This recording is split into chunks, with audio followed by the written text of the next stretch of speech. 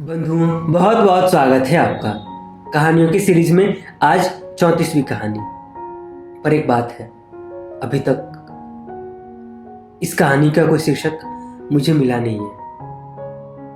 ऐसा लगता है जैसे इस कहानी के किरदार जैसा मैं भी थोड़ा परेशान हूँ, इसलिए शीर्षक नहीं मिल पाया अभी तक।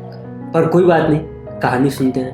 हालांकि जब तक आपके पास ये वीडियो पहुंचेगा एक अच्छा सा शीर्षक मुझे मिल गया होगा, है ना?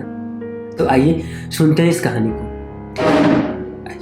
कभी कभी ऐसा लगता है ना, किसी का ना होना ही ठीक था। जैसे सुविधाएं, आज हम अपने हर एक काम में एक सुविधा से बंधे हैं और उस सुविधा के हम इतने आदी हो गए हैं कि उसके बगैर ये जीवन और उस जीवन का मोल बिल्कुल ही शून्य है। मानो सांस तो ले रहे हो पर शरीर में जान बिल्कुल भी नहीं है। घर और रिश्ता की उलझनों में फंसा पंकज अपने घर के पास वाली मंदिर में बैठा था। वक्त दोपहर का और लोगों की भीड़ न के बराबर थी। पंकज जब अधिक परेशान होता तो इसी मंदिर में आकर बैठ जाता, इस भरोसे के साथ कि कोई ना कोई हल जरूर ही मिलेगा। पर इस बार की परेशानी ने तो पंकज को तोड़ ही दिया था। बात कुछ ऐसा, एक तरफ पंकज की मां तो दूसरी तरफ उसकी पत्नी, दोनों की आपस में बनती ही नहीं थी। दोनों की एक ही जिद थी, जो मैं कहूं वही हो। दोनों अपनी अपनी बातों से थक जाती तो पंकज पर टूट पड़ती। मां कहती, शादी के बाद तू बदल गया है, खाली बीवी की सुनता है। तो इधर पत्नी कहती, इस घर में तो मेरी कोई इज्जत है ही नहीं, कम से कम आप ही मेरी कहा मान लो। वैसे आप मेरी क्यों सुनोगे? जब मां की ही सुननी थी तो मुझसे विवाह क्यों किया था? ऑफिस, काम, बाहर के लोग के बाद मन जब थक जाए तो घर की याद आती है, परिवार की याद आती है।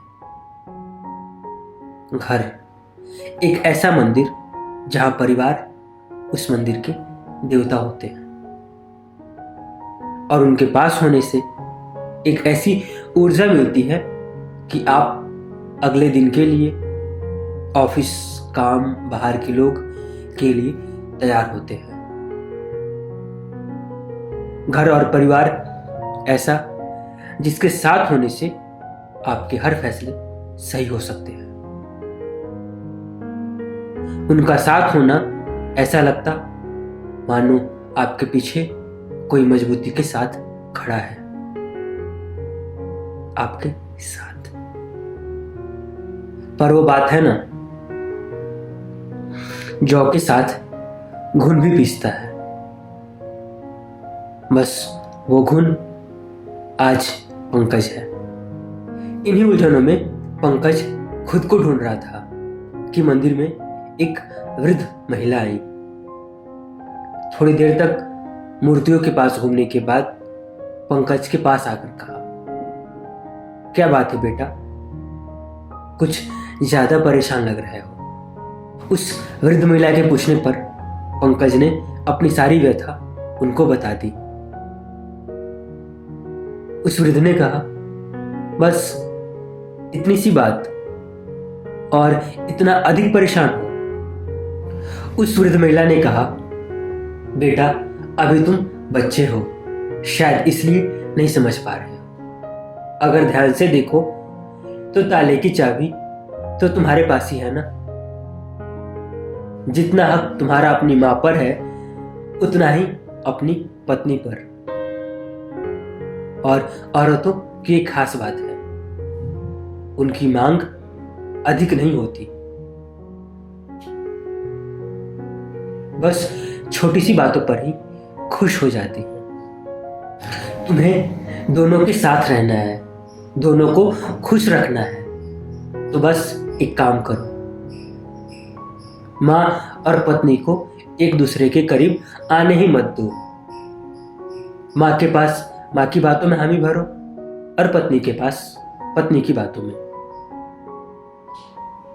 कभी कभी जरूरत पड़े तो माँ के पास पत्नी की और पत्नी के पास माँ की शिकायत भी करो। पर एक बात याद रखना, दोनों की बातों में हामी जरूर भरना, पर सुनना किसी की नहीं। जो तुम्हारा दिल और दिमाग कहे बस वो करना, स्वार्थ से ऊपर उठकर।